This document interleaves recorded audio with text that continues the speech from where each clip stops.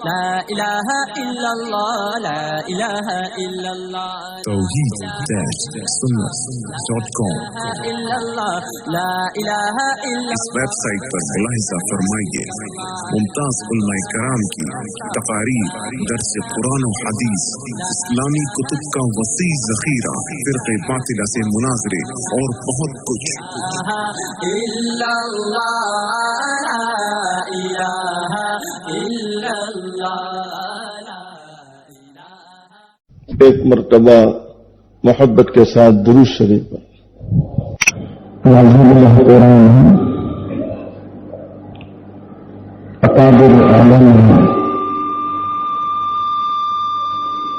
بزرگوں، عزیز منظرین ساتھیوں اور پردے میں بیٹھ کر سننے والی میری اسلامی ماں اور بہنوں، آج 17 رجب المرجب ہجری 1428 1 اگست عیسوی 2007 ہم یہاں ناگھوری واد میں اصلاحی مجلس کے عنوان سے جمع ہے۔ رجب کا مہینہ چل رہا ہے۔ اسلامی مہینوں پر اگر ہم نظر ڈالیں تو اسلامی جو سال ہے اس کی ابتدا محرم الحرام سے ہوتی ہے۔ تو اسلامی جو سال ہے اس کی ابتدا محرم سے ہو رہی ہے، اور محرم کو اگر ہم دیکھیں تو پورا مہینہ قربانیوں سے بھرا ہے کہ بس محرم الحرام کو حضرت ابراہیم علیہ السلام کو آگ میں ڈالا گیا، یہی 10 محرم کو نواز رسول حضرت حسین رضی اللہ تعالی عنہ کو شہید کیا گیا۔ تو محرم یہ پورا قربانیوں سے بھرا ہے۔ اسلامی سال کی انتہا کو دیکھیں پیچھے تو وہ ذی الحج کا مہینہ ہے، وہ بھی قربانیوں سے بھرا ہے کہ ایک باپ اپنے جگر کے ٹکڑے کو لٹا کر اپنے ہی ہاتھ سے اپنی آنکھوں کے سامنے اپنے کلیجے کے ٹکڑے کو ذبح کر رہا ہے۔ اسلامی سال کی ابتدائی قربانیوں سے بری ہے، انتہائی قربانیوں سے بری ہے۔ اب بیچ میں دیکھیں تو رجب کا مہینہ پڑتا ہے کہ آگے بھی قربانیاں، پیچھے بھی قربانیاں، اور بیچ میں جو اللہ نے رجب کا مہینہ رکھا تو علماء لکھتے ہیں کہ رجب کا مہینہ یہ انسانوں اور جناتوں کے سردار محمد رسول اللہ صلی اللہ علیہ وسلم کی معراج کا مہینہ ہے کہ اس مہینے میں اللہ نے اپنے پیارے حبیب صلی اللہ علیہ وسلم کو عرش پر بلایا۔ بزرگوں نے بہت ساری حکمتیں لکھی معراج کی، آگے بھی میں نے بیان کی تھی رسول آباد میں۔ ایک اور حکمت، عام طور پر دیکھا جاتا ہے کہ عاشق اور معشوق، محب اور محبوب، یہ دونوں جب ملنا چاہتے ہیں تو بڑے بازار میں نہیں ملتے، تنہائی میں ملتے ہیں۔ ایک دستور ہے لوگوں میں۔ خیر اس بے حیائی کے زمانے میں تو لوگ بڑے بازار میں ملنے کو اپنے لیے فخر سمجھتے ہیں۔ کئی سڑک پہ کھڑے کھڑے باتیں کر رہے ہیں تو کئی بریج پہ کھڑے کھڑے باتیں کر رہے ہیں، اور اللہ ہم صورت والوں کو معاف کرے، مجھے تو بہت افسوس ہوتا ہے، کئی مرتبہ برج سے گزرنا ہوتا ہے، بیچاری عورتیں گھر سے برقع پہن کے نکلتی ہے گاڑی میں، گھر سے نکلتی ہے تو برقع ڈال کر نکل گئی ہے، اور برج پہ ایک طرف کار رکھتی ہے، برقع اتار کے کار میں ڈالتی ہے، اور وہ میاں کے ساتھ ہوا کھا رہی ہے۔ تو میں آپ سے یہ پوچھنا چاہتا ہوں کہ یہ برقع کون سی شریعت کا ہے؟ محمد رسول اللہ صلی اللہ علیہ وسلم جس شریعت کو لے کر آئے ہیں اس شریعت کا یہ برقع نہیں ہے۔ اگر آپ محمدی ہیں تو برقع وہ ہے کہ عورت اس طرح برقعے میں چھپ جائے کہ نہ وہ خود کسی محرم کو دیکھے، کسی غیر کو دیکھے، اور نہ کوئی غیر اسے دیکھ سکے۔ آج کا برقع بھی عجیب ہوتا ہے، یعنی ایسے برقعے ہیں فیشنیبل برقعے کہ بریا بھی اگر برقع پہن لے تو جوان نظر آئے۔ حالانکہ برقعے کا مطلب تو یہ ہے کہ برقعے کے اندر کون ہے، جوان ہے یا بری ہے، بچی ہے، کچھ بھی پتہ نہیں چلنا چاہیے۔ آج بھی الحمدللہ اس ملک میں پالن پور ایک علاقہ ہے، پالن پوری جو لوگ ہیں ان کے برقعے آپ دیکھیں تو جوان عورت بھی اگر پہن لے تو بری نظر آئے گی، کوئی دیکھے گا بھی نہیں ہوگا، پورا برقع ہوا میں اڑتا ہے۔ اور یہ تو عجیب تماشا ہے، گھر سے تو برقع پہن کے نکل رہی ہیں، اور تعجب تو یہ ہے کہ شوہر صاحب ساتھ میں ہیں، تو شوہر بھی چاہتے ہیں کہ نہیں تو برقع گاڑی میں پھینک تاکہ سب دیکھے کہ تو کتنی اچھی ہے۔ آج کل تو عورت کی خوبصورتی پر بھی لوگ فخر کرتے ہیں کہ میری بیوی بہت خوبصورت ہے، تو بھائی تیری بیوی تیرے لیے ہے، دوسروں کے لیے تھوڑی ہے، تو دوسروں کو بتلا رہا ہے۔ کتنی بے غیرتی ہو گئی۔ پھر عذاب نہ آئے، حالات و سوالات نہ آئے تو کیا آئے گا؟ رحمتیں اترے گی بہت۔ میری بات کڑوی تو نہیں لگتی، جو حقیقت ہے وہ کہہ رہا ہوں۔ خیر، عاشق اور معشوق جو ہوتے ہیں، محب اور محبوب جو ہوتے ہیں، وہ عام طور پر تنہائی تلاش کرتے ہیں کہ تنہائی میں جا کر ملاقات کریں۔ حقانہ شاہ نے بھی جب چاہا کہ میرے محبوب محمد رسول اللہ صلی اللہ علیہ وسلم سے ملاقات کرنی ہے تو اللہ نے دنیا سے اٹھایا آسمانوں پر، اور آسمان کیا ہوتے ہیں، آسمانوں سے اٹھایا عرش پر، اور ایسی جگہ لے گئے جہاں جبرائیل بھی نہیں جا سکتے۔ دونوں تنہائی میں راز کی باتیں کر رہے ہیں۔ علماء نے یہ حکمت لکھی۔ سرکار عالم صلی اللہ علیہ وسلم ایک عاشق نے معراج کی حکمت اپنے الفاظ میں بھی بیان کی۔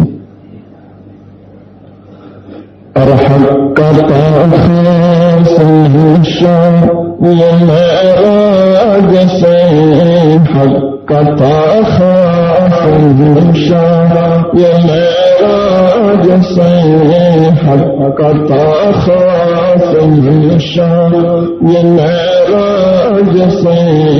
آپ کی ذات عرش سے بالا رہے، آپ کی ذات عرش سے بالا رہے، وہ بلندی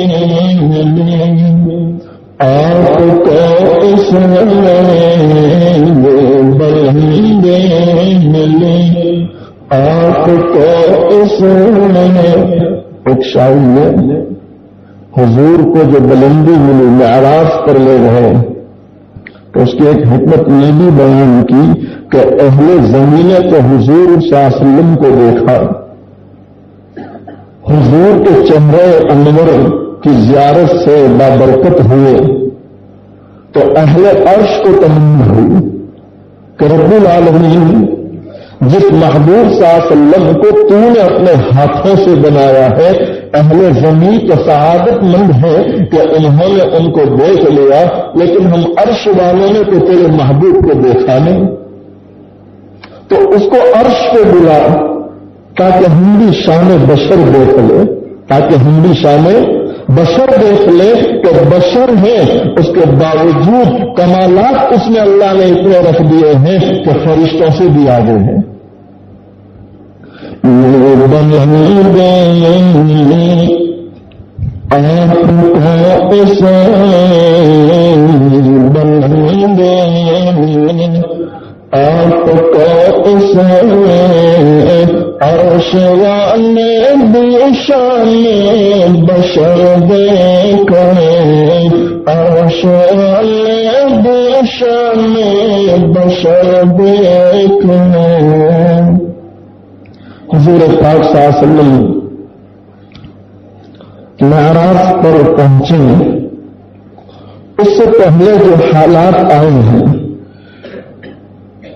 بڑی تفصیلات ہے اس کی، اور یہ عام اللہ کا قاعدہ رہا کہ اللہ جب کسی کو نعمت دینا چاہتے ہیں تو نعمت دینے سے پہلے حالات میں مبتلا کرتے ہیں، حالات آتے ہیں۔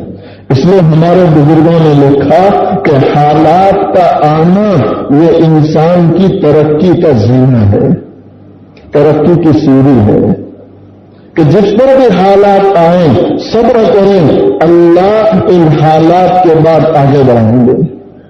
ان مع العسر یسرا، وہ تو قرآن کہتا ہے کہ ہر تنگی کے بعد اللہ نے آسانی رکھی ہے۔ حضور پاک صلی اللہ علیہ وسلم جو سارے نبیوں سے پہلے پیدا ہو چکے ہیں، سارے نبیوں سے پہلے، اور حضور خود اپنی زبان مبارک سے فرماتے ہیں، سرکار عالم صلی اللہ علیہ وسلم فرماتے ہیں، کنت نبیا وآدم بین الماء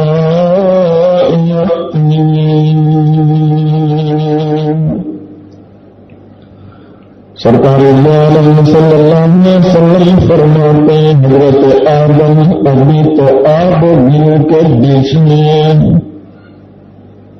مٹی اور پانی کے دارے کے بیچ میں، اور میں نبی بن چکا تھا۔ حضور فرماتے ہیں کہ ابھی تو حضرت آدم کو بنانے کے لیے مٹی اور پانی کو ملایا جا رہا تھا، گارا بنایا جا رہا تھا، اور میں اس وقت نبی تھا۔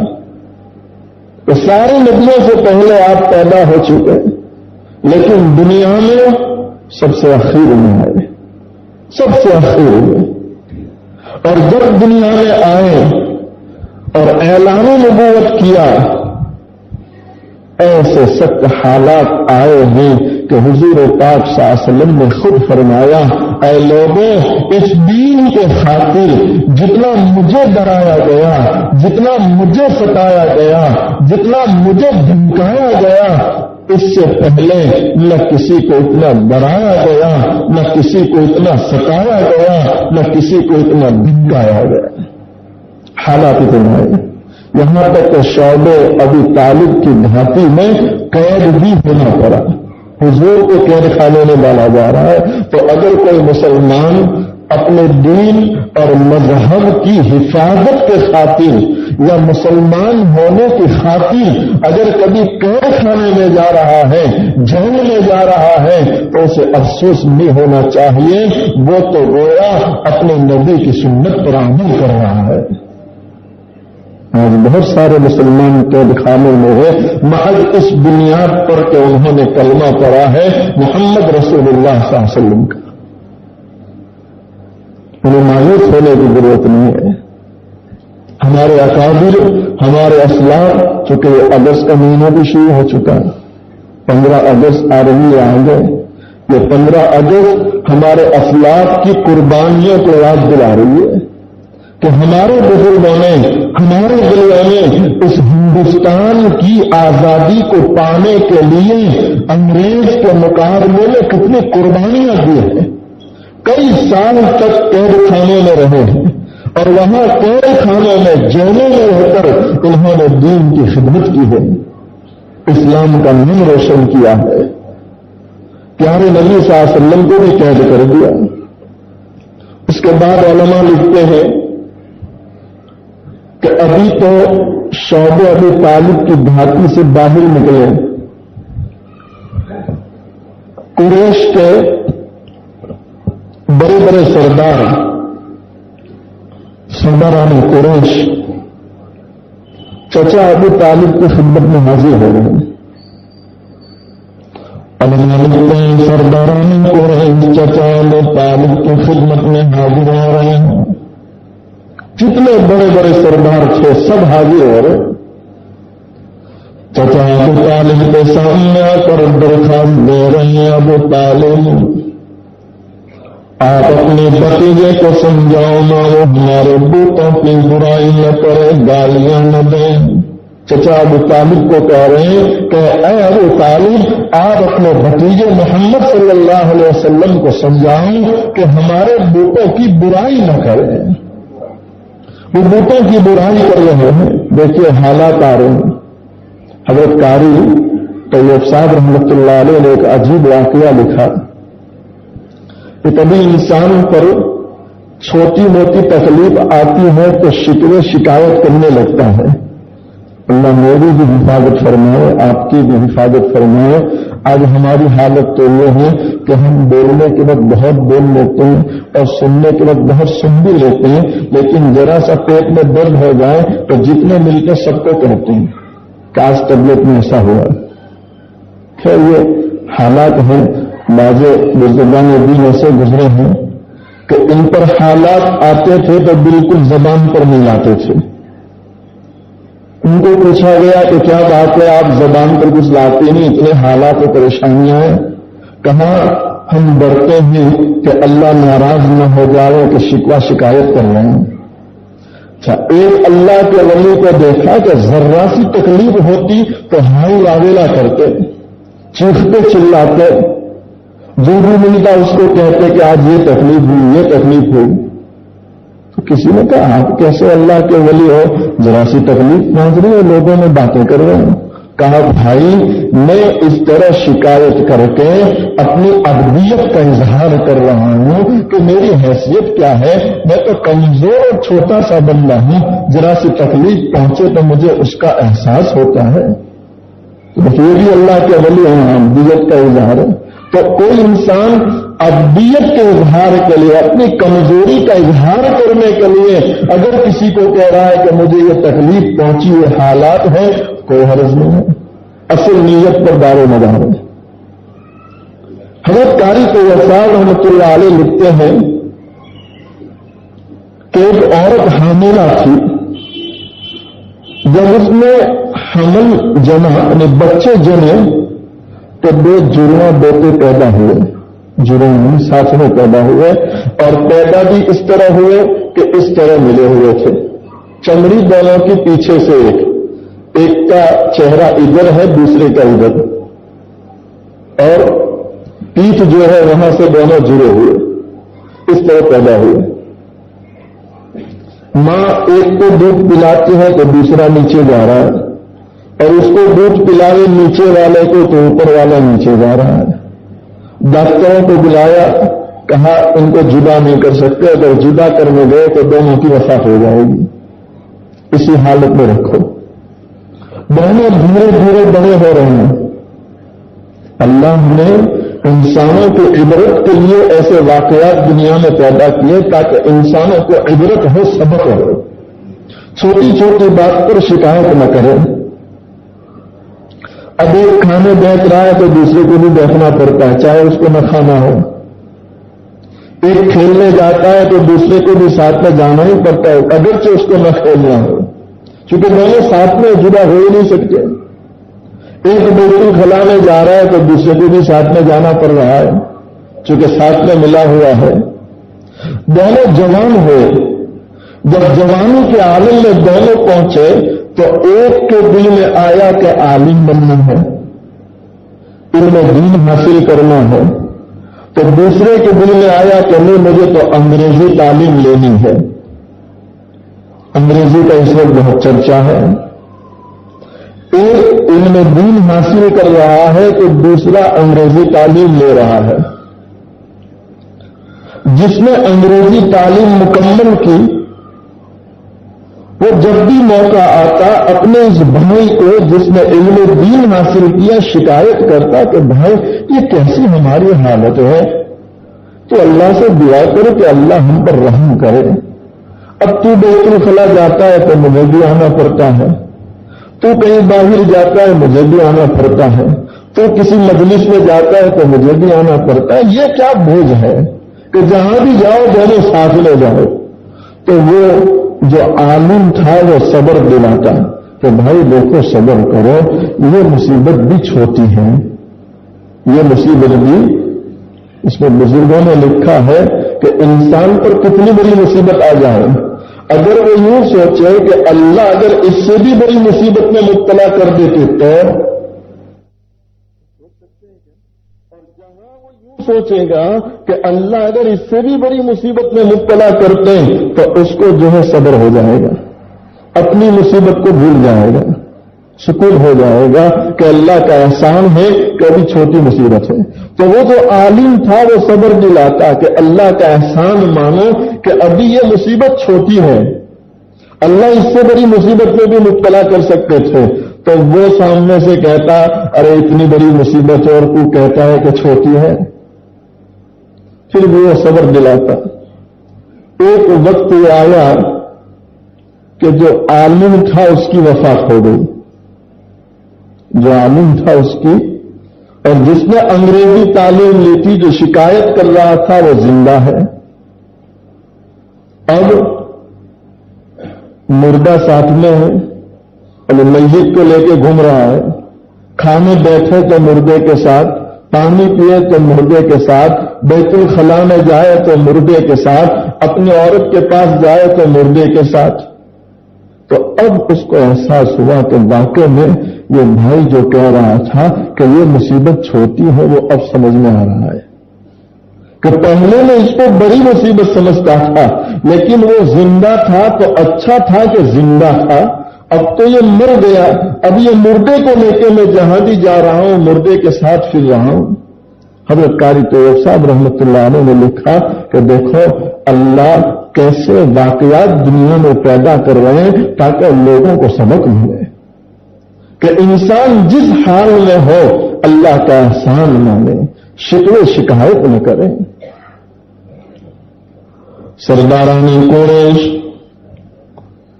چچا ابو طالب کی خدمت میں حاضر ہو رہے ہیں، عرض کر رہے ہیں اے ابو طالب آپ اپنے بھتیجے کو سمجھاؤ ہمارے بتوں کی برائی نہ کرے، گالیاں نہ دیں۔ اے ابو طالب اگر تمہارا بھتیجا مال کا تعلیم ہے تو مکہ کے خزانے کی چابیاں اس کے قدموں میں ڈالنے کے لیے تیار ہیں۔ یہ پہلی آفر کی کہ اگر وہ مال کا تعلق ہے تو مکہ کے جتنے خزانے ہیں اس کی چابیاں ہم تیرے بھتیجے کے قدموں میں ڈالنے کے لیے تیار ہیں۔ اور ابو طالب اگر تمہارا بھتیجا کرسی کا طالب ہے، کہیں سرداران قریش اسے اپنا سردار بنانے کے لیے تیار ہے۔ یہ دوسری آفر کی کہ اگر تمہارا بھتیجا کرسی کے لیے یہ سب کر رہا ہے تو ہم مکہ والے اسے اپنا سردار بنانے کے لیے تیار ہیں، وہ سردار بن جائے۔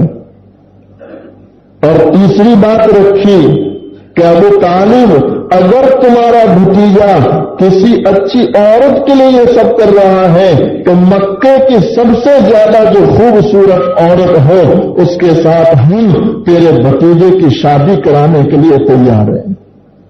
کتنی چیزیں رکھی؟ 3 چیزیں یاد رہے گی، مال، کرسی، عورت۔ مال، کرسی اور اس وقت جتنے بھی دنیا میں انسان ہیں سب کو آپ دیکھیں تو 3 میں سے کسی ایک بیماری میں مبتلا ہے، یا تو کوئی مال کا بیمار، کوئی کرسی کا بیمار، کوئی عورت کا بیمار۔ پوری دنیا میں اس وقت جتنے فتنے پھیلے ہیں، جتنے جھگڑے ہو رہے ہیں، جتنے فسادات ہو رہے ہیں، سب کی بنیاد 3 میں سے کوئی ایک ہے. اسی بنیاد پر سارے جھگڑے ہو رہے ہیں. مکہ کے جو رئیس تھے وہ کافر تھے، لیکن ان کو بھی اتنی صلاحیت تھی کہ دنیا میں اگر کوئی چیز فتنہ کر سکتی ہے تو یہ 3 میں سے کوئی ایک، اسی پر فتنے ہوتے ہیں. 3 چیزیں رکھی. مال کے فتنے کی ایک مثال دوں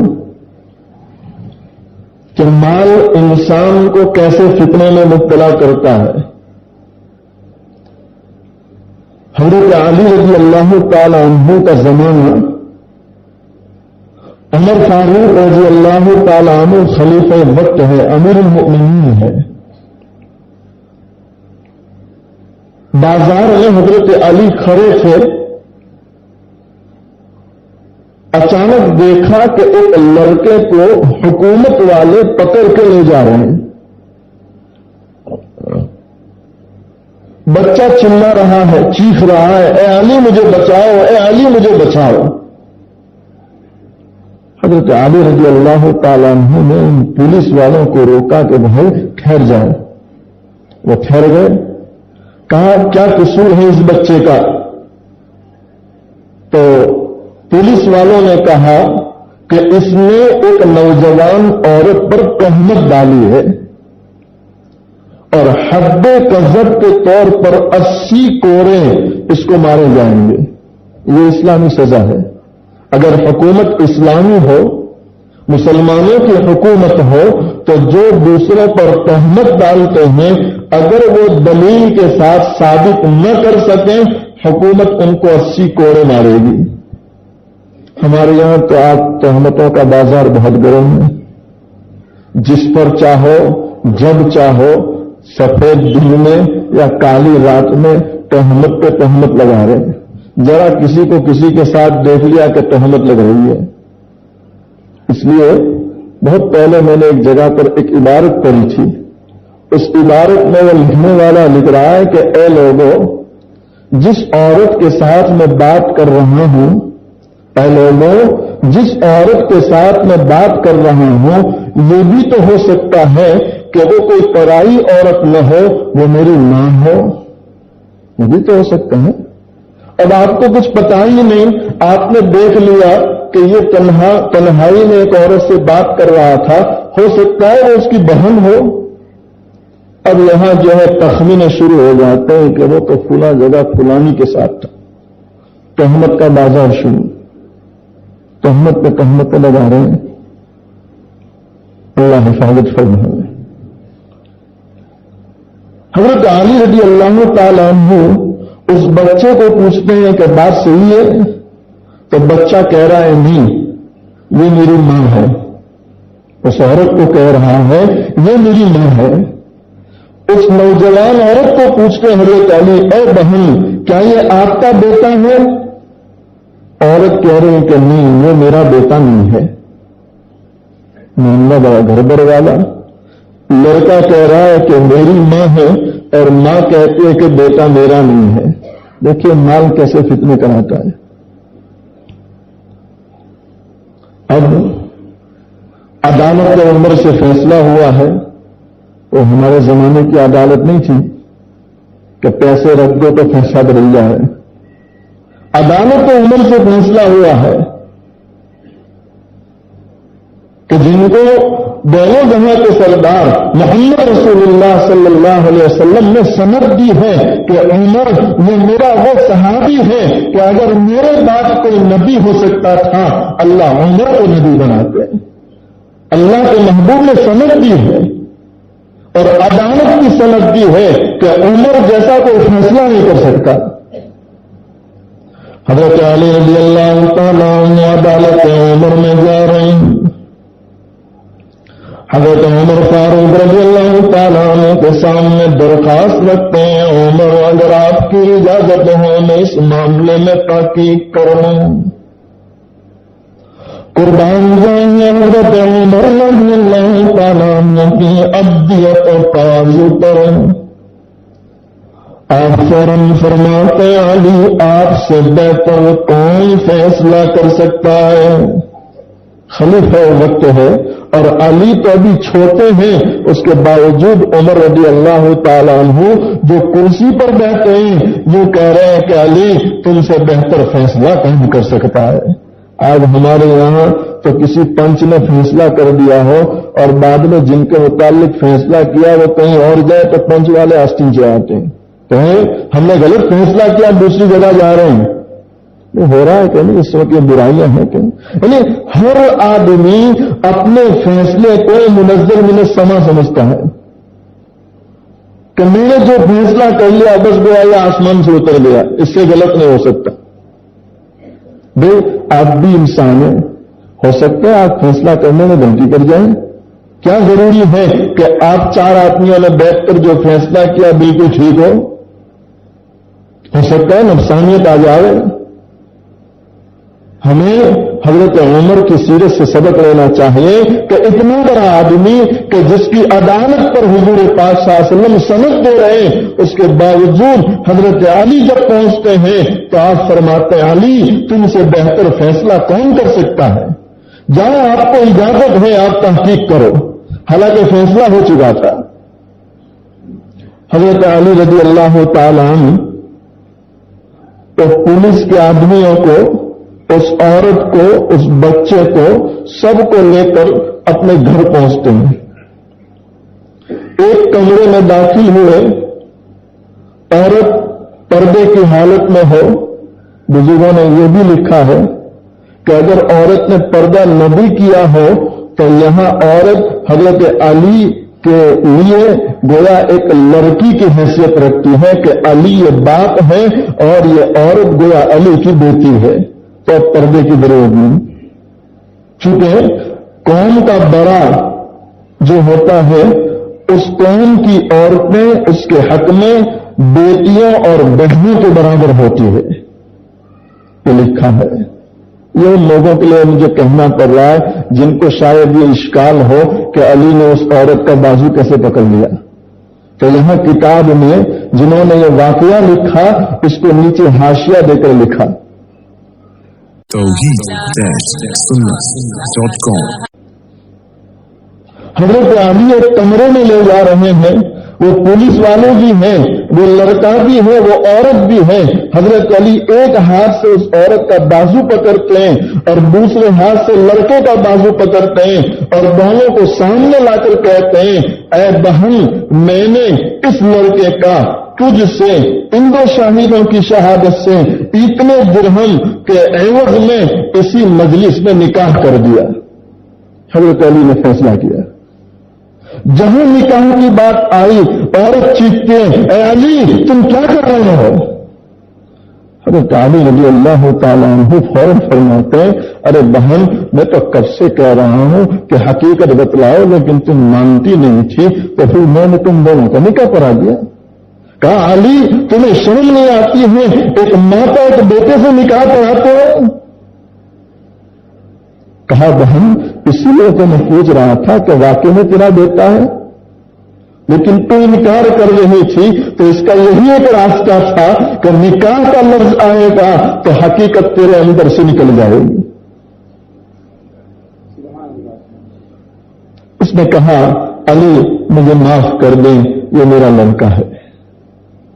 حضرت علی رضی اللہ تعالیٰ عنہ اب پوچھتے ہیں اے بہن آج تک کبھی نہیں دیکھا کہ ماں اپنے بیٹے کا انکار کر دے، یہ پہلی مرتبہ میں دیکھ رہا ہوں کہ تو نوجوان ہے اور یہ تیرا خون جیسا بیٹا ہے اور تو انکار کر رہی تھی، وجہ کیا ہے؟ تو اس نے جو اس کے بھائی دور کھڑے تھے ان کی طرف اشارہ کر کے کہا کہ علی یہ میرے بھائی ہیں، انہوں نے مجھے مجبور کیا تھا کہ اس بیٹے کا انکار کر دے۔ کہا کیوں؟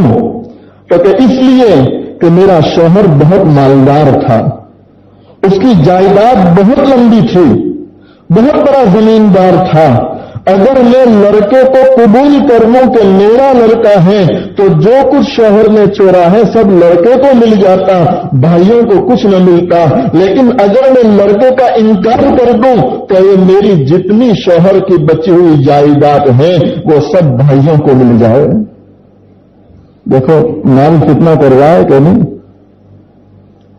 اور آپ اس واقعے پر افسوس تو کرتے ہیں، لیکن ہم اپنے دلوں پر ہاتھ رکھ کے سوچیں کہ ہمارے گھروں میں ہماری بہنیں ہیں، جس باپ نے ہم کو پیدا کیا اسی باپ نے ہماری بہنوں کو بھی وجود دیا ہے، اس دنیا میں وہ پیدا ہوئی ہیں۔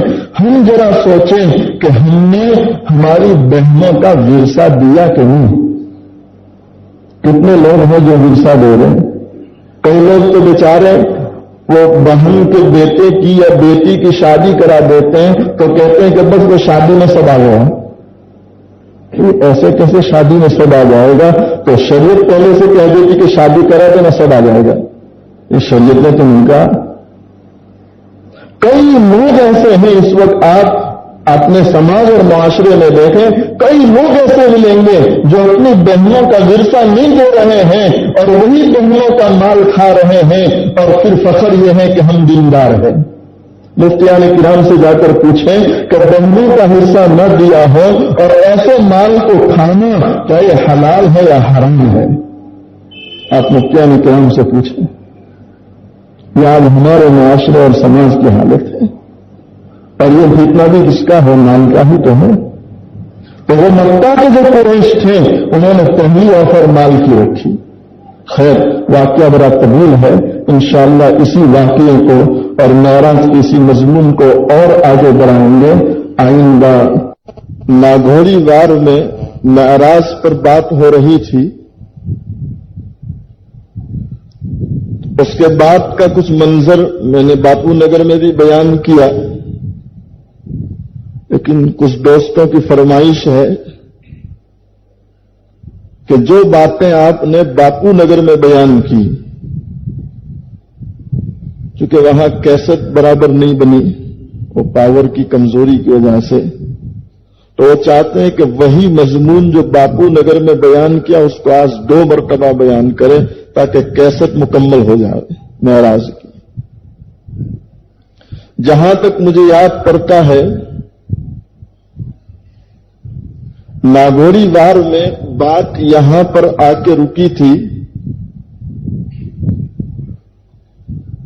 کہ آپ صلی اللہ علیہ وسلم کے چچا ابو طالب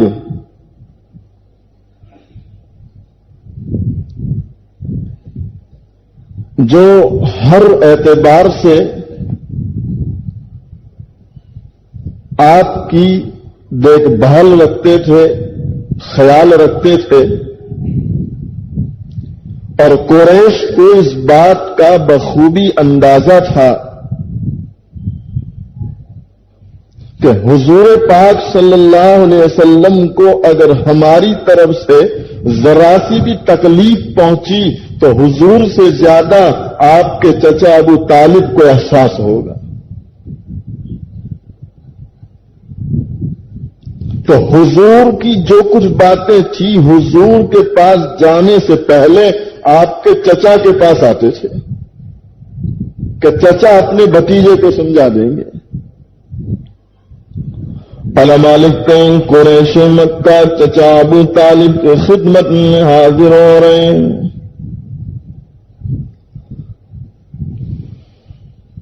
آ کر عرض کرتے ہیں ابو طالب تمہارا بھتیجا محمد صلی اللہ علیہ وسلم۔ ابو طالب آپ اپنے بھتیجے کو سمجھاؤ نا ہمارے بتوں کی برائی نہ کریں۔ اے ابو طالب تم سمجھاؤ نا اگر تمہارا بھتیجا مال کا طالب ہے، اگر اسے روپیے پیسے چاہیے تو ہم مکہ کے خزانوں کی چابیاں اس کے قدموں میں ڈالنے کے لیے تیار ہیں۔ پہلی چیز جو پیش کی ہے قریش نے وہ مال تھا۔ کیونکہ مال سے بہت فتنے ہوتے ہیں. اکثر دنیا میں جو فتنے ہو رہے ہیں وہ مال کی بنیاد پر. اور اللہ معاف کرے، اس وقت میں جو حالات و ماحول دیکھ رہا ہوں، 8 سال کا بچہ ہے، 10 سال کا بچہ ہے، لیکن وہ بھی اپنے جس محلے کے رہنے والے دوسرے 8-10 سال کے بچے کے ساتھ دوستی کر رہا ہے تو وہ دیکھتا ہے کہ میرا باپ جتنا کروڑ پتی ہے، کیا اس کا باپ بھی کروڑ پتی ہے؟ وہی ماں باپ والے اثرات اولاد میں آ رہے ہیں کہ کار والا کار والے کو دوست بنا رہا ہے، بنگلے والا بنگلے والے کو دوست بنا رہا ہے، بینک بیلنس والا بینک بیلنس والے کو دوست بنا رہا ہے. تو یہ اثرات بچوں میں بھی آ رہے ہیں. اور واقعات اس پر شاہد ہے کہ بچپن میں ساتھ کھیلتے تھے، لیکن ذرا عمر بڑھنے لگی، احساس ہوا کہ میں تو کروڑ پتی باپ کا بیٹا ہوں، تو اب اس میڈیم اور جو درمیانی حیثیت رکھنے والا ہے اس سے اب سلام کلام تک بھی نہیں ہو رہا ہے. یہ مال کا فتنہ ہے. اور ہمارے گجراتی میں ایک کہاوت بڑی مشہور ہے کہ جہاں شہد ہوتا ہے وہاں مکھیاں جاتی ہیں. سنا ہوگا شاید تم نے کبھی. جہاں شہد ہوتا ہے وہاں مکھیاں جاتی ہے، شہد نہ ہو تو مکھیاں نہیں جاتی. شہد کا مطلب مٹھاس ہے. عجیب ایک ماحول بن رہا ہے. وہ اثرات اب اولاد میں آ رہے ہیں. آپ خود اندازہ لگائیں، کبھی 8-10 سال کا یہ بچہ ہے، ابھی تو وہ بالغ نہیں ہوا اور اس میں یہ اثرات آنے لگے ہیں. تو جب یہ بالغ ہوگا، جب یہ خود کاروبار کرنے والا بنے گا تو اس کا دماغ کہاں پہنچے گا؟ ورنہ قرآن و حدیث تو ہم کو یہ بتلا رہا ہے کہ اوپر والوں کو نہ دیکھو، نیچے والوں کو دیکھو. اور یہاں تو نیچے والوں سے سلام کلام تک نہیں، اس لیے کہ وہ غریب ہے. بلکہ میں نے تو یہاں تک دیکھا کہ دکان چلانے والے اپنی دکان میں جو مزدوری کرتے ہیں ان کو بھی سلام نہیں کرتے. وہ چاہتے ہیں کہ وہ مزدور ہے تو ہم کو سامنے سلام کرے. بھئی تیرا مزدور تیری دکان میں ہے، شریعت میں تھوڑا تیرا مزدور ہے. شریعت نے تو ہر ایک کو حکم دیا کہ ہر چھوٹا بڑے کو، بڑا چھوٹے کو آپس میں سلام کرے. افسوس سلام بینکم کہا، یہ نہیں کہا کہ غریب جو ہے مالدار کو سلام کرے، یہ نہیں کہا. آپس میں سلام پھیلاؤ، یعنی ہر چھوٹا بڑا ایک دوسرے کو آپس میں سلام کرے. اور اس سے بڑھ کر ایک بات کہہ دوں، شاید تمہاری سمجھ میں آ جائے کہ حدیث نے کتنی نزاکتوں کا خیال رکھا ہے حضور پاک صلی اللہ علیہ وسلم نے، کہ ایک جگہ پر تو یوں فرما دیا کہ اگر سامنے والا تمہیں ایسا لگ رہا ہے کہ تمہاری سلام کا طالب ہے، کیا مطلب؟ کہ وہ آ رہا ہے، آپ بھی سامنے جا رہے ہیں، لیکن آنے والا یہ انتظار کرتا ہے کہ نہیں وہ مجھ کو سلام کرے.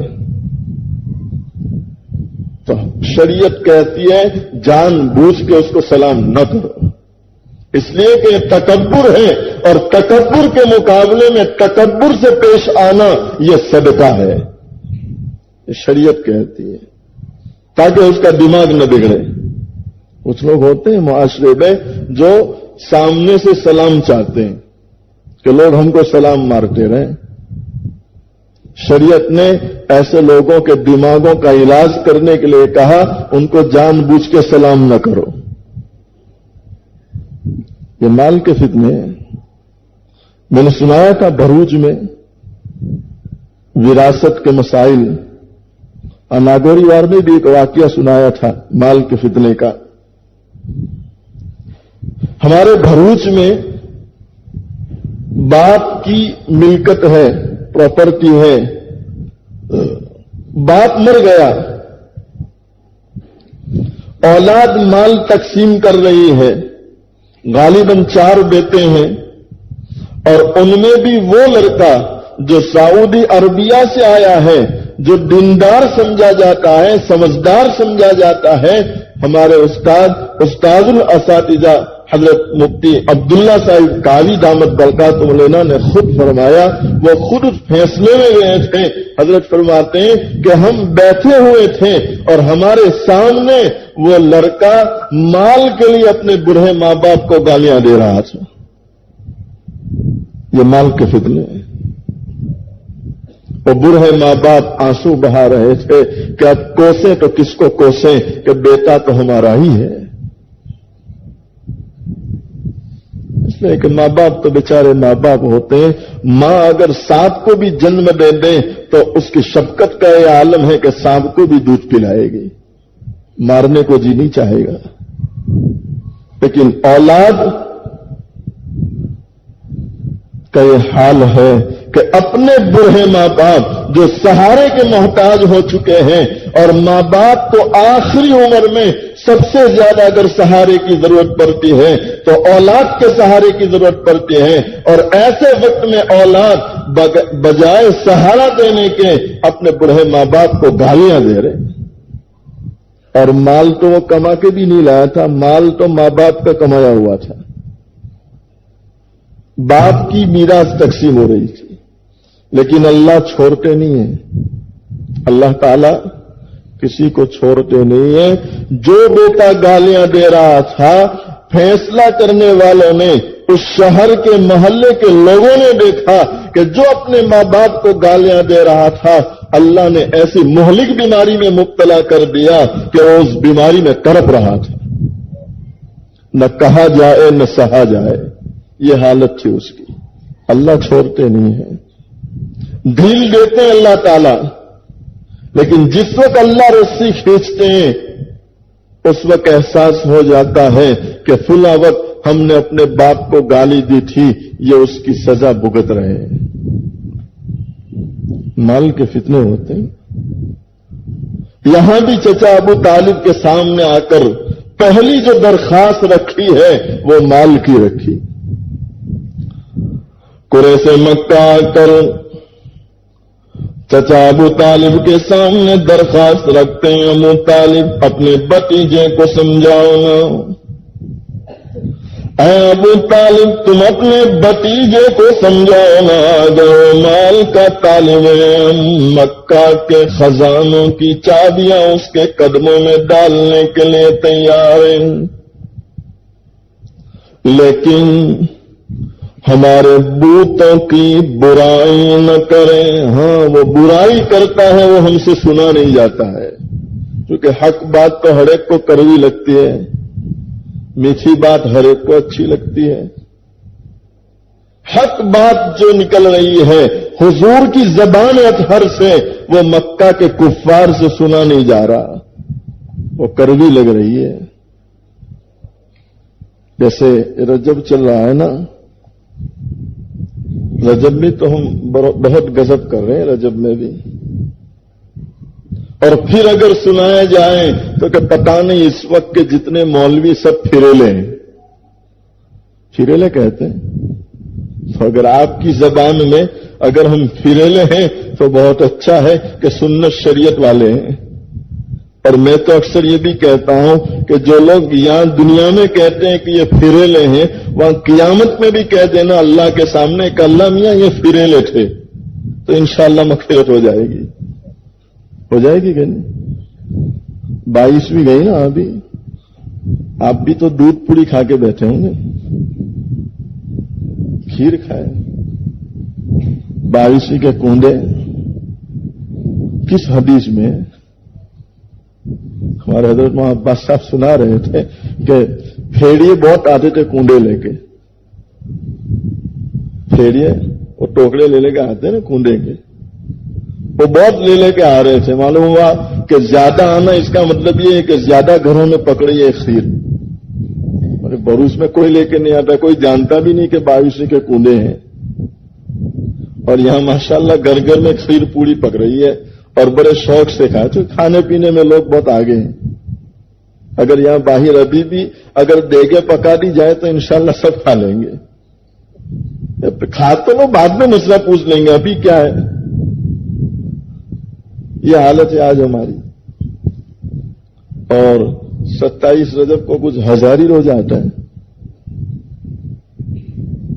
ہزاری روزہ سنا آپ نے؟ عمر وادہ میں شاید ایسا لگتا ہے کہ یہاں نہیں ہوتا ہے, ایسا لگتا ہے, اور اللہ کرے کہ نہ ہوتا ہو. یعنی ایک حدیث آپ ایسی لاؤ کہ جس حدیث میں یہ ملتا ہو کہ محمد رسول اللہ صلی اللہ علیہ وسلم نے 22ویں کے کنویں بنائے ہو. اور چلو حضور کی بات تو بہت دور ہے, آپ اولیاء کرام کو مانتے ہیں, حضور کی اتنی نہیں مانتے, ولیوں کی مانتے ہیں. تو ولیوں کی تاریخ میں ایک ولی بطور مثال کا آپ پیش کرو کہ جنہوں نے 22ویں کے کنویں بنائے ہو اور قوم کو خیر کھلائی ہو. ایک بھی نہیں ملتا. یہ سب کہاں سے لائے؟ کوئی ملیدہ پکا رہا ہے, کوئی ناریل. آج تو ہمیں یہ بھی بدنام کیا جا رہا ہے کہ یہ ایسے پھرے آ گئے کہ ملیدہ بھی بند کر دیا, ناریل بھی بند کر دی, ساکر سب بند ہو گیا. اور ماشاءاللہ وہ تو لوگوں کے سامنے رہتے بھی اس طرح ہیں. عجیب قوم کا حال ہے, کچھ دیکھتے نہیں, نہ کتاب کبھی اٹھا رہے, نہ کبھی قرآن کو کھولیں, نہ کبھی حدیث کو اٹھا رہے. بس بابا صاحب نے کہہ دیا سب صحیح ہے. تو بھی کیا میں یہاں بیٹھ کے جو بھی کہہ دوں سب صحیح ہے؟ جی میں یوں کہوں کہ میرے قدموں میں سجدہ کرو تو کرو گے آپ؟ شریعت نہ کہہ رہی ہے, قرآن نہ کہہ رہا ہے, میں کہوں تو کیا ہو گیا؟ لیکن لوگوں کا مزاج, دیوانے لوگ ہیں. عقیدت میں آدمی اندھا ہو جاتا ہے. یہ مسئلہ بھی مشہور ہے کہ عقیدت میں انسان اندھا ہو جاتا ہے. پھر بس وہ پیر صاحب نے کہہ دیا سب صحیح ہے. میں نے ایسے پیروں کو بھی دیکھا ہے جو رمضان کے مہینے میں الحمدللہ آنکھوں سے دیکھا ہے, سنی سنائی بات نہیں. رمضان کا مہینہ ہے, روزہ لوگ رکھ رہے ہیں, اور یہ پیر صاحب نہ روزہ رکھتے نہ نماز پڑھتے, چونکہ ان کی تو مدینے میں ہوتی ہے نا. تو روزہ کہاں ہوگا؟ خان صاحب کہتے ہیں ہمارے امتیاز میں, کبھی نماز مدینے میں ہو جاتی ہے تو روزہ کہاں ہوتا ہوگا؟ وہ شاید مکے میں ہو جاتا ہوگا. دو ہی تو جگہیں ہیں, دو ہی تو جگہیں ہیں نا, تو مدینے میں یا مکے میں. عجیب جہالت پھیلی ہے. اسے میں نے وہ لطیفہ بھی سنایا تھا. ایک امام صاحب تھے بیچارے, اب پہلے زمانے کی کچی مسجدیں,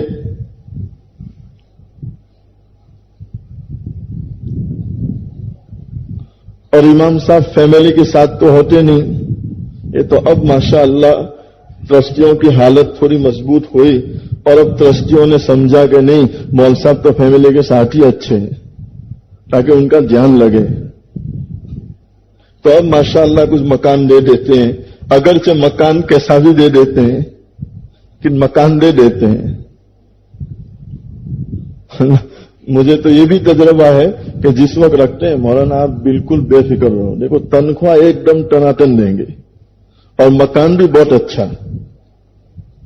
آپ نے یوں کہا کہ بھائی پہلے سے ہی معقول تنخواہ دے دو تاکہ بعد میں بڑھانے کی جھنجھٹ نہیں. ارے مولانا آپ شروع ہو جاؤ, آپ کا کام دیکھ کے بس 2-4 مہینے میں تنخواہ بڑھ جائے گی, پھر 2-4 سال ہو جاتے پھر بھی نہیں بڑھتی. یہ میرا تجربہ ہے, خود کا تجربہ ہے. کسی نے شکایت نہیں کی. آپ عمر والا والے یہ مت سمجھے کہ امام صاحب نے شکایت کی ہے. امام صاحب کی تو بھی ملاقات بھی نہیں ہوئی. میرا خود کا تجربہ ہے. مکان میں پانی آ رہا ہے, آپ ان کو بلا کر کہیں کہ بھائی پانی آ, ارے مولانا آپ 4 مہینے میں برسات ہوتی ہے, 2 تو ختم ہو گئے, اب 2 مہینے آپ صبر کر لو, انشاءاللہ آئندہ سال سب بنا دیں گے. آئندہ سال ارادہ ہے کہ اوپر ٹائلس ڈال دیں گے, پھر آئندہ سال کیا 25 سال ہو جائے تو ابھی ٹائلس نہیں لگتی ہے. یہ حالت ہے آج. چونکہ مولانا لوگ صبر کا سبق پڑھاتے ہیں تو انہی کو سب سے زیادہ صبر بھی کرواتے ہیں کہ نہیں آپ صبر کرو. تو پہلے زمانے کی کچی مسجدیں، کھڑکی میں سے کھانا ڈال دیا، امام صاحب نے کھانا کھا لیا، سو گئے۔ ایک مولانا بیچارے نماز پڑھا رہے تھے، مغرب کی نماز، اور ایک عورت جو ہے کھانا لے کے آئی تو کھڑکی میں سے محراب میں کھانا رکھ دیا اور کھانا رکھ کے وہ چلی گئی۔ وہ جہاں گئی پیچھے بلی آ گئی۔ اب نماز پڑھا رہے مولانا اور ادھر بلی کھانے کے پاس آ گئی تو سورت پڑھ رہے تھے انا اعطیناک الکوثر فصل لربک وانحر، ہر پہ زور دیا تو بلی بھاگ گئی۔ بلی تو بھاگ گئی لیکن مصلیوں کے دل میں بلی میں کرنے لگی کہ امام صاحب نے ایسا کیوں کیا۔ جہاں سلام پھیری، چونکہ بعض بے تکلف مصلی بھی ہوتے ہیں، امام صاحب سے بہت بے تکلفی رکھتے ہیں، جو کچھ ہوتا ہے فوراً پوچھتے ہیں، مولانا ایسا کیوں کیا نا، ایسا کیوں کیا۔ جیسے میرے ایک دوست ہے وہاں کاچکا وارو میں، وہ بھی خانسا میں، اور کامیڈی بہت کرتے ہیں، بہت ہنسانے والے۔ تو ایک مرتبہ وہ کاچیاور سے کنتھاڑی آئے، میری ملاقات ہوئی تو مجھے کہنے لگے کہ مول صاحب قوم کی کیا حالت تم کو بتلاؤں۔ میں نے کہا کیا ہوا؟ تو کہ ایک مرتبہ میں نماز پڑھا رہا تھا، اب نماز میں میری کچھ غلطی ہو گئی تو میں نے سجدے سہو کروایا، یعنی بھول کا سجدہ، سہو کا سجدہ کروایا۔ تو نماز کے بعد ایک ساتھی آئے کہ مولانا آپ نے یہ 2 مرتبہ سجدہ کیوں کروایا؟ تو میں نے اس کو یوں کہا کہ بھائی اصل میں بات یہ کسی کو کہنا مت۔ تو یہ کیا ہوا؟ تو کہ وہ اصل میں نماز میں نے پات دیا، یعنی ہوا نکل گئی تو وضو ٹوٹ گیا، اس لیے میں نے سجدے سہو کر لیا۔ تو کہ اچھا ماشاءاللہ تو برابر ہے۔ اور بیچارے مسلح کو یہ بھی پتا نہیں کہ وضو ٹوٹ گیا تو نماز بھی ٹوٹ گئی۔ وہ کہتا ہے ماشاءاللہ ٹھیک ہے، برابر ہے۔ یہ حالت ہے۔ اب وہ مسلی نے پوچھا مولانا آپ نے ونہر پہ اتنا وزن کیوں دیا؟ تو کہ بھائی بات اصل میں یہ ہے کہ میں نماز پڑھا رہا تھا تو میں نے مکے میں دیکھا کہ ایک کتا بلی کے پیچھے بھاگ رہا ہے، تو میں نے اس کو ونہر کہا تاکہ وہ کتا بلی کو چھوڑ دے۔ تو امام صاحب کی تو بہت شہرت بڑھ گئی کہ او ہمارے امام صاحب تو بہت پہنچے ہوئے ہیں۔ آج کل تو یہ بھی چرچا ہے نا، ہمارے شیخ بہت پہنچے ہوئے ہیں، ہمارے پیر تو کہ بہت پہنچے۔ بھائی کتنے پہنچے ہوئے ہیں؟ شہرت شروع ہو گئی، بہت پہنچے ہوئے، کتنے پہنچے ہوئے؟ تو کہ مسلح پہ کھڑے رہتے ہیں لیکن مکے مدینے کی دیکھتے ہیں، جیسے یہ مکے مدینے میں نماز پڑھتے ہیں۔ حضور پاک صلی اللہ علیہ وسلم دونوں جہاں کے سردار محمد رسول اللہ صلی اللہ علیہ وسلم احد میں گئے تو احد میں نماز پڑھ رہے ہیں، خندق میں گئے تو خندق میں نماز پڑھ رہے ہیں، مکے میں ہے تو مکے میں پڑھ رہے ہیں، مدینے میں ہے تو مدینے میں نماز پڑھ رہے ہیں۔ آپ جہاں گئے ہیں آپ نے وہاں نماز پڑھی ہے۔ کسی حدیث میں نہیں ملتا کہ حضور خندق میں تھے، جہاد تھا، نماز پڑھنے کا موقع نہیں تھا تو حضور کی نماز مدینے میں ہو گئی۔ ایک حدیث میں نہیں ملتا، تو تم آج کل کے پھریلے کہاں سے لے آئے کہ تمہاری نماز وہاں ہو جاتی ہے؟ پھریلے ہم ہیں کہ وہ ہیں؟ ایک کہاوت یہ بھی مشہور ہے کہ چور جب چوری کرتا ہے تو کوئی پوچھے اس سے پہلے بولتا ہے کہ صاحب میں نے چوری نہیں کی۔ یہ بھی ایک کہاوت مشہور ہے، شاید تمہاری سمجھ میں آئے۔ آدمی جب غلط راستے پر ہوتا ہے تو لوگوں کو بتلانے کے لیے سامنے چل کر کہتا ہے کہ نہیں ہم حق پر ہے۔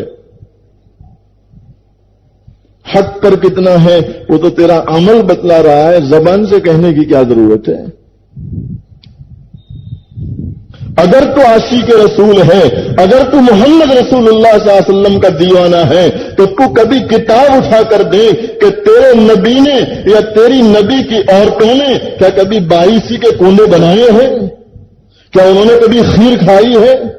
انہوں نے کبھی ہزاری روزہ، وہ بیچاروں نے تو نام بھی نہیں سنا، یہ ہزاری روزہ نام تو ہم لے آئے، ان کو کیا پتا؟ وہ تو اس وقت حضور کی قبر میں یہ اعمال پہنچتے ہوں گے کہ حضور یہ تمہارے نام پر ہزاری روزے رکھ کے شام کو کھانے پہ ٹوٹ پڑتے ہیں، تو حضور بھی بہت پریشان ہوں گے۔ کہ کیسی قوم میں نے پیچھے چھوڑی جو میرا نام خراب کر رہے ہیں. کہاں سے لے آئے؟ کسی حدیث میں ذکر نہیں ہے ہزاری روزہ. اور ان کا عقیدہ ہے کہ ہزاری روزہ رکھتے ہیں تو 1000 دن کے گناہ معاف، اور بعض کہتے ہیں 1000 سال کے گناہ معاف. ان کا اچھا ہے ایک ہی روزہ رکھ لو پھر گناہ کرتے رہو، چونکہ 1000 سال کی تو عمر نہیں، بہت تو 7 سال کی عمر ہے، اور یہاں تو ایک روزہ رکھنے پر 1000 سال کے گناہ معاف ہو رہے ہیں. پھر جو کرنا چاہو کرتے رہو. امام صاحب کی شہرت ہو گئی کہ بہت پہنچے ہوئے مصلے پہ کھڑے رہتے لیکن مکے مدینے کی دیکھتے ہیں. تو اب لوگوں کی دعوتیں آنا شروع ہو گئی. اب ہر ساتھی چاہتا ہے کہ نہیں حضرت ہمارے یہاں کھانا کھاوے. ایک عورت بہت ہوشیار تھی، بہت ذہین چالاک عورت تھی. اس نے بھی دیکھا کہ ہاں برابر چل رہے ہیں اور سب دعوت دے رہے ہیں. تو عورت نے اپنے شوہر کو سمجھایا کہ ساری دنیا برکت لوٹ رہی ہے، تم کیوں محروم ہو؟ تم بھی تو لے آؤ تاکہ برکت لوٹ لیں. تو شوہر نے دعوت دی امام صاحب کو کہ مولانا آج اپنے قافلے کے ساتھ تمہاری دعوت، سارے دوست احباب کے ساتھ. عورت نے شوہر کے ساتھ شرط لگا دی کہ دیکھو میاں، وہ گھر پہ جب کھانے کے لیے آئیں آپ کو کچن میں نہیں آنا، اس لیے کہ کچن میں چکن پکانا یہ ہمارا کام ہے. آپ باہر رہیں گے اور جس طرح کھانا نکال کے دیں بس آپ ساتھیوں کو دیتے رہیں. ٹھیک ہے. کھانا تیار ہو گیا، مولانا اپنے قافلے کو لے کر پہنچ گئے، سب بیٹھ گئے. عورت نے اپنے شوہر کو کہا کہ دیکھو میں کھانے کے پلیٹ دے رہی ہوں، مولانا کو آخر میں دینا ہے، پہلے ان کے ساتھیوں کو دو. تو عورت پلیٹ میں چاول نکالتی، سفید چاول، اور اس پر گوشت، اور وہ ساتھیوں کو تقسیم ہو رہا ہے.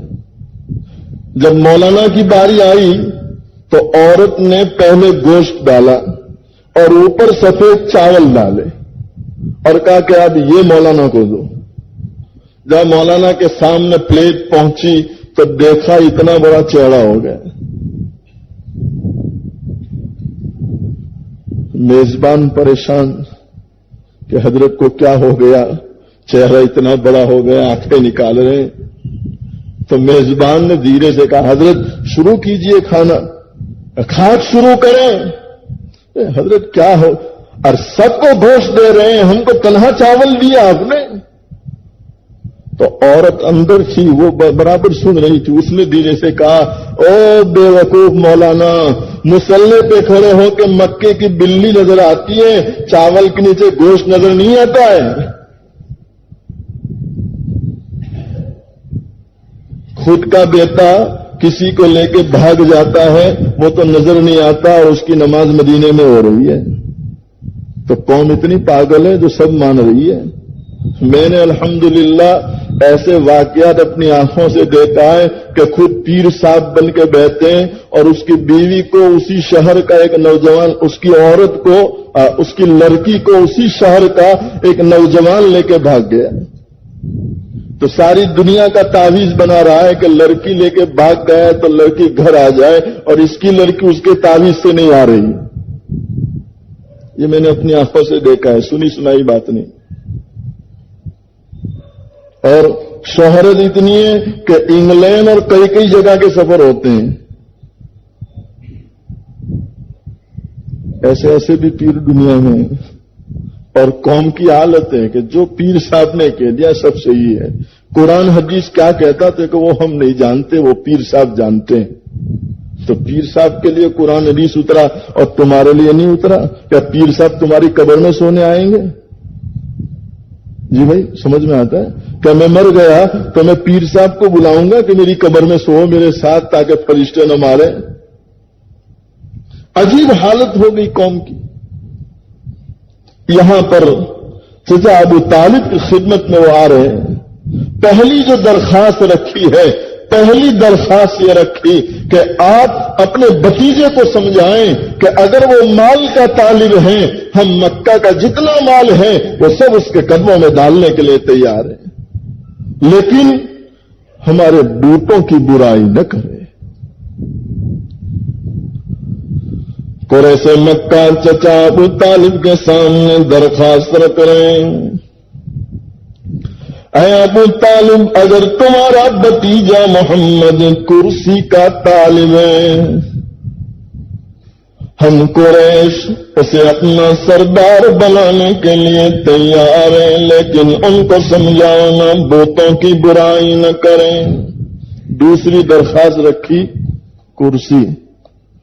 کئی لوگ کرسی کے لیے فتنہ مچاتے ہیں، آپس میں لڑا رہے ہیں، سب کچھ ہو رہا ہے کرسی کے لیے۔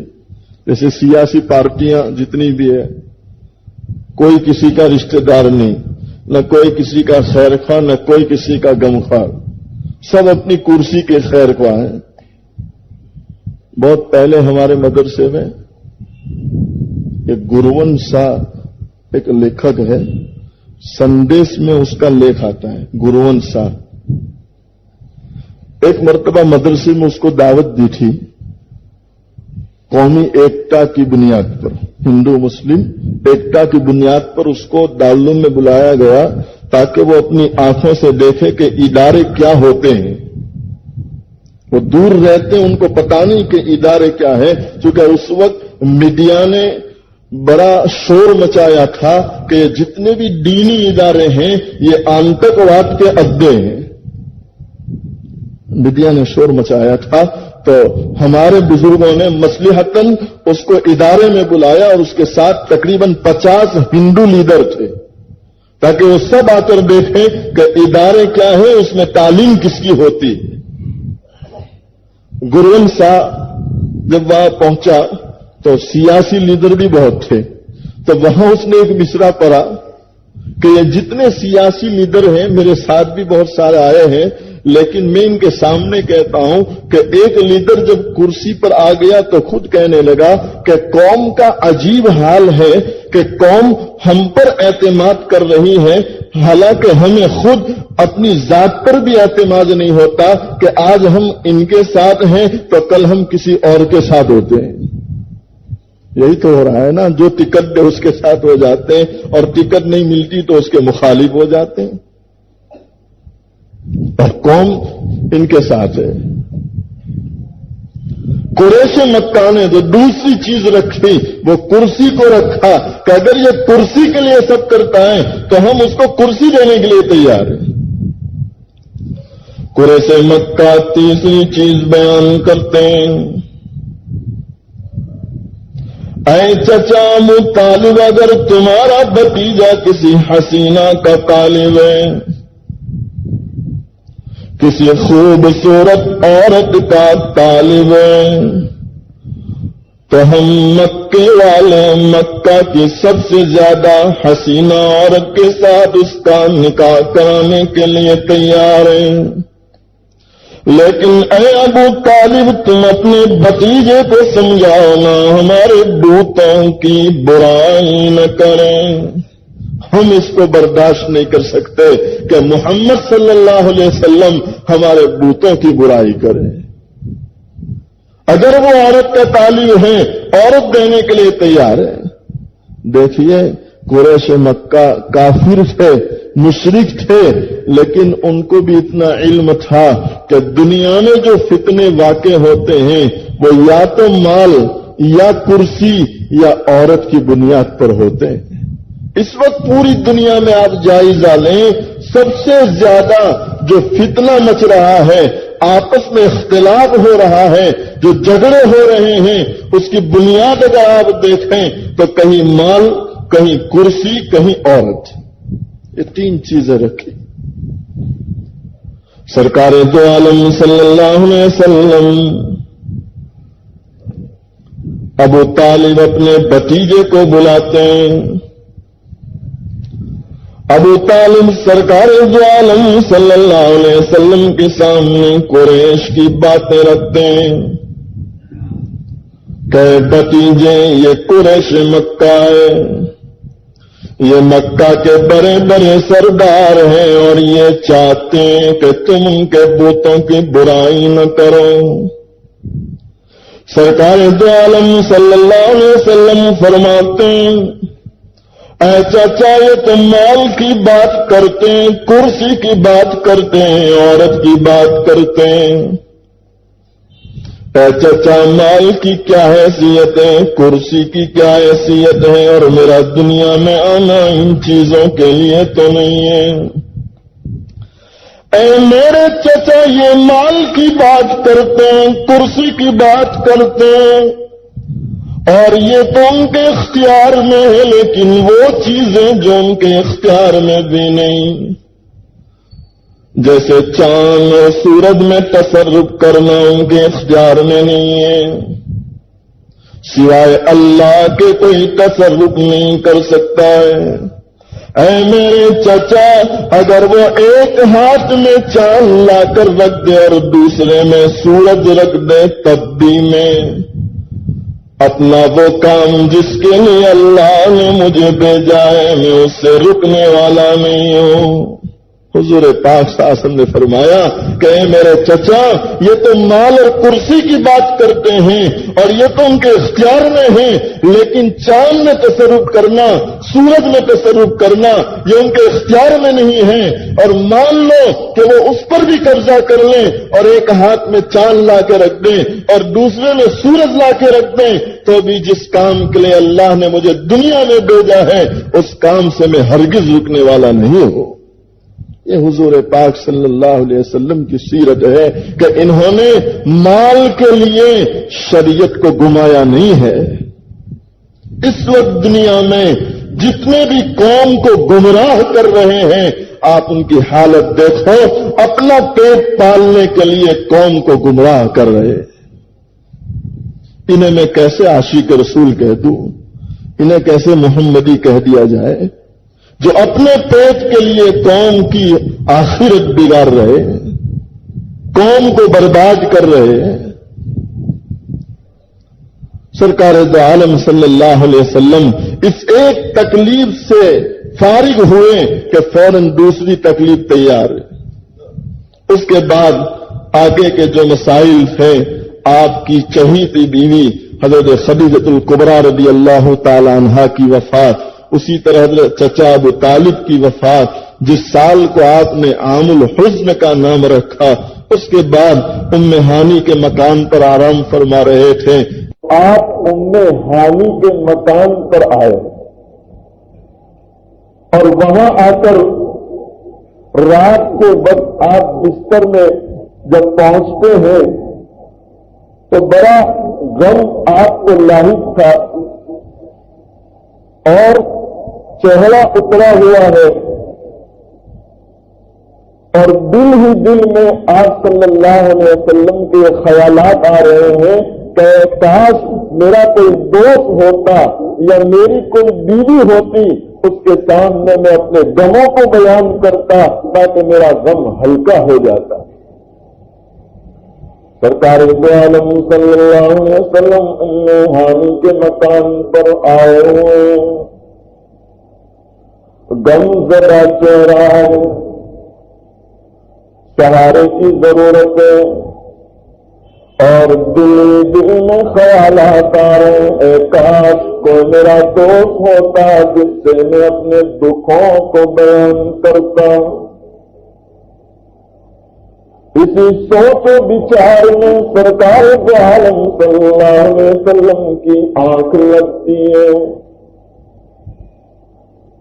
رات کی تنہائیاں ہوتی ہیں، ادھر جبرائیل کو حکم ہو رہا ہے، جبرائیل جاؤ نا میرا محبوب دوست کی تلاش میں، اور میرے محبوب کو بتلاؤ کہ دوست کی ضرورت ہے تو اللہ سے بہتر تو کوئی دوست ہی نہیں ہو سکتا ہے۔ جبرائیل آ رہے ہیں، ادب سے دروازہ کھولے، اکرام کے ساتھ داخل ہو رہے ہیں، حضور کے قدموں میں آ کر بیٹھتے ہیں، سینے پر آ کر نہیں بیٹھے۔ لوگوں یہ تو ہمیں اپنے نبی کی قدر نہیں ہے، ورنہ فرشتوں کا سردار جبرائیل وہ بھی قدموں میں آ کر بیٹھا کرتا تھا۔ اکرام کے ساتھ قدموں میں آ کر بیٹھے ہوئے آہستہ سے سلام کرتے کہیں حضور کو تکلیف نہ ہو جائے۔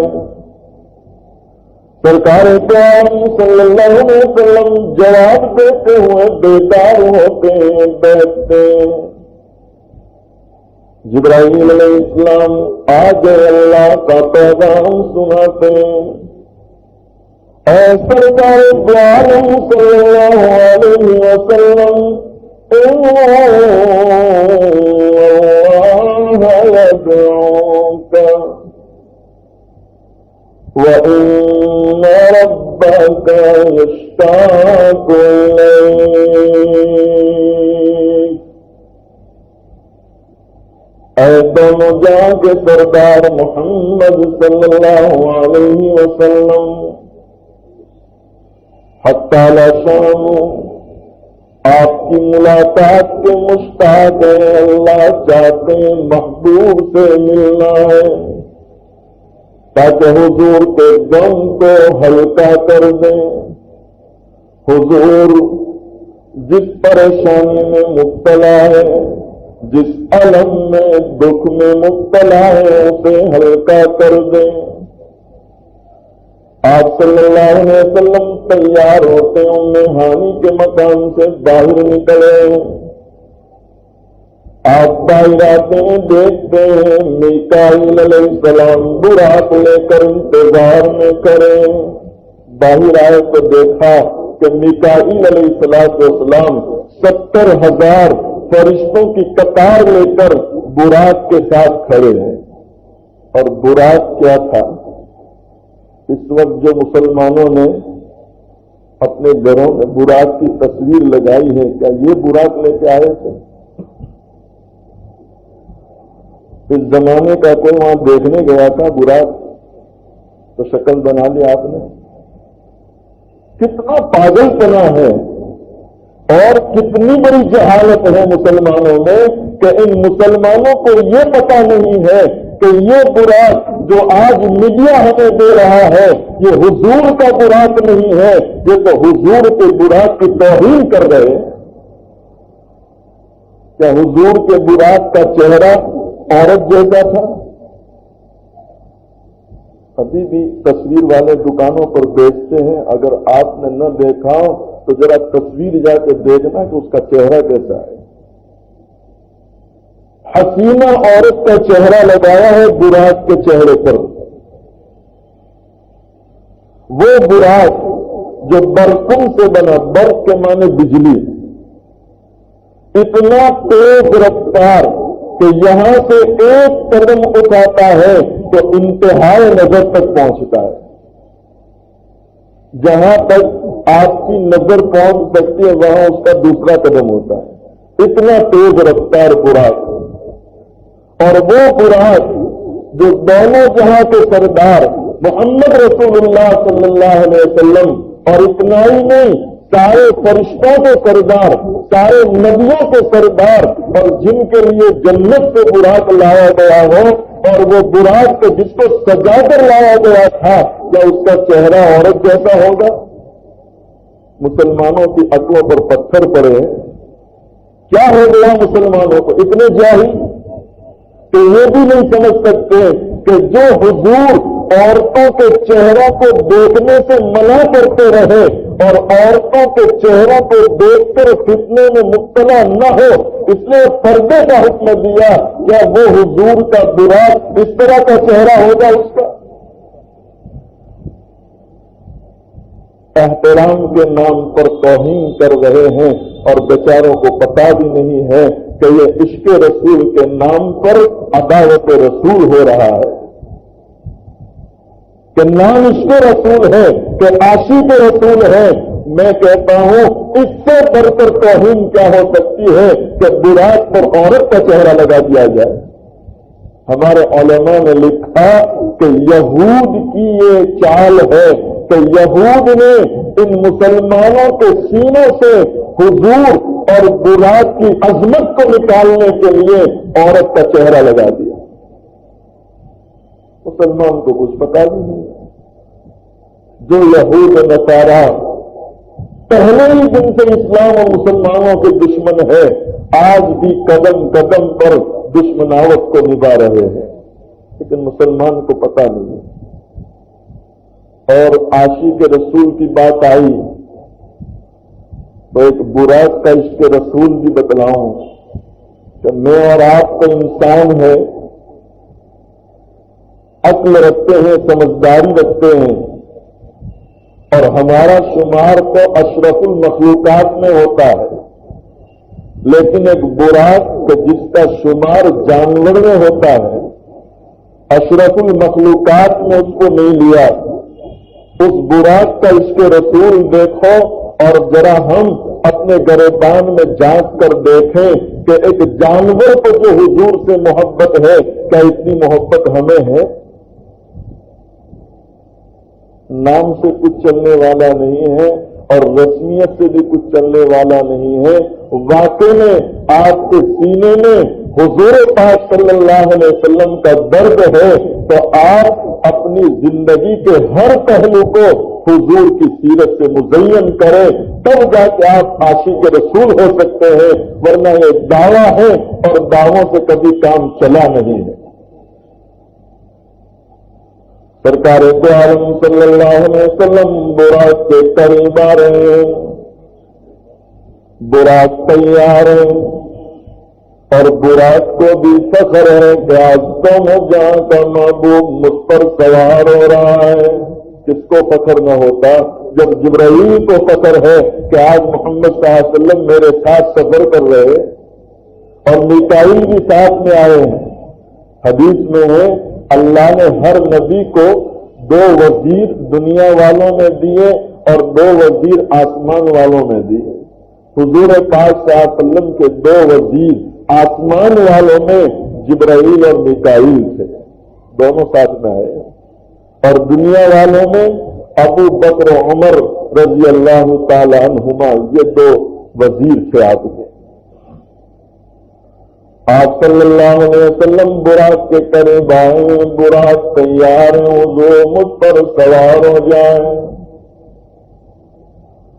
جبرائیل علیہ السلام بھی عرض کرتے ہیں حضور سوار ہو جائیے، بڑا لمبا سفر ہے، اور حق تعالی شام آپ کے انتظار میں کہ کب میرا محبوب عرش پہ آ رہا ہے.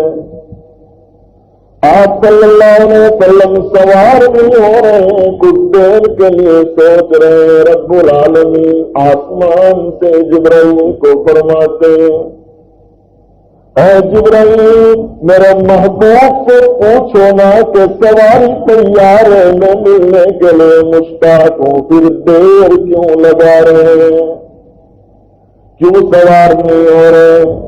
اللہ نہیں جانتا تھا؟ جی ہمارا تو عقیدہ ہے کہ اللہ علیم الغیب ہے، تو حضور کیوں سوار نہیں ہو رہے تھے؟ کیا اللہ نہیں جانتے تھے؟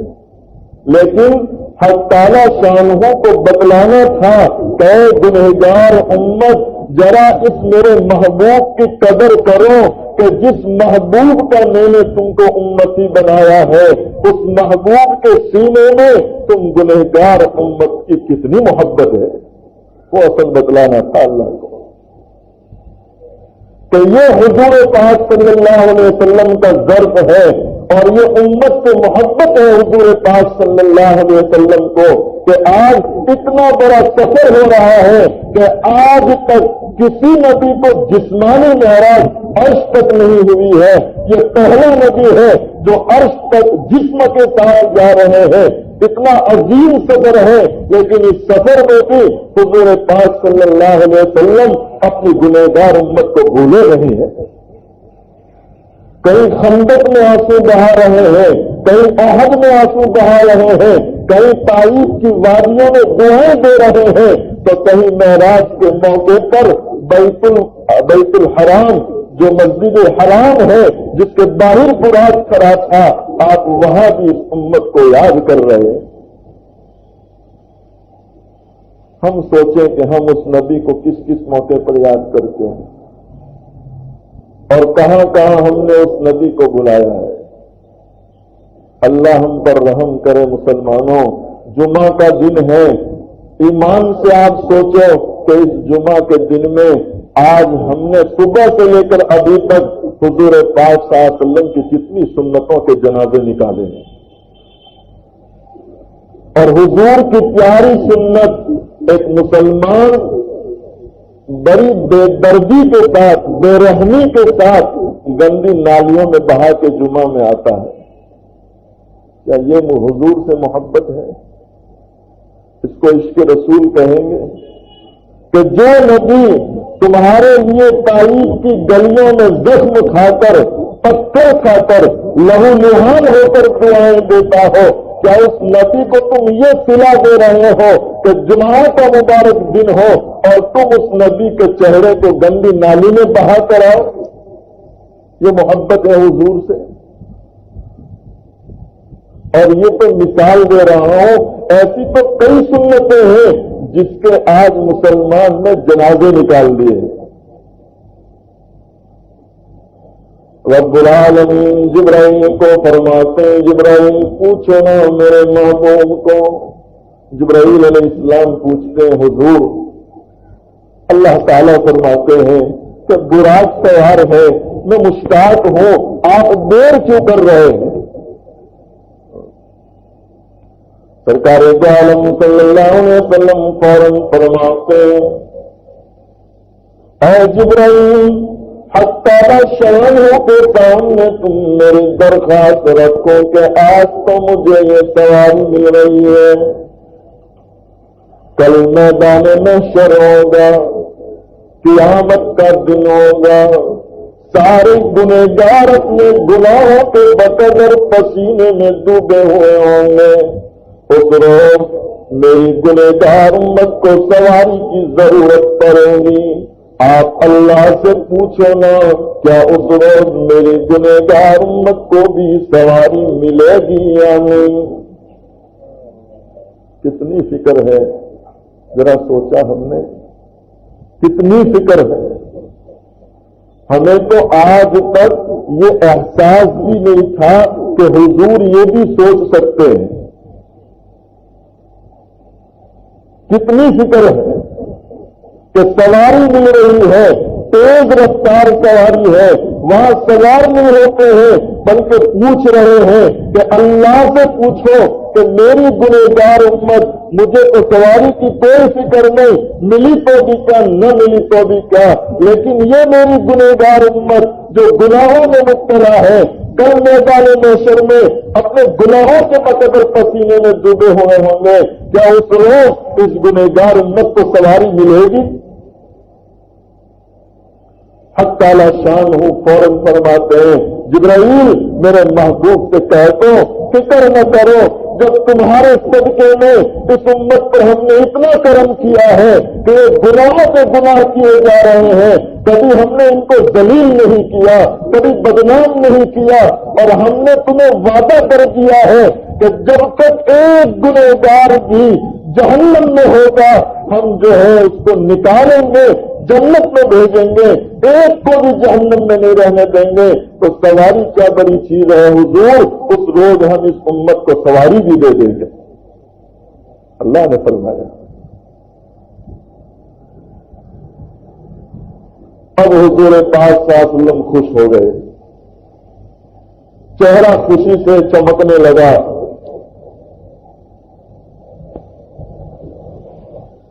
چاہتے ہیں کہ براق پر سوار ہو جائیں، لیکن اب براق کی باری آئی تو براق ہم انسانوں سے بہت زیادہ سمجھدار تھا۔ اور اس وقت جب کہ حضور سوار ہوں، براق شیخی کرنے لگا، براق بگڑنے لگا، سوار نہیں ہونے دے رہا ہے۔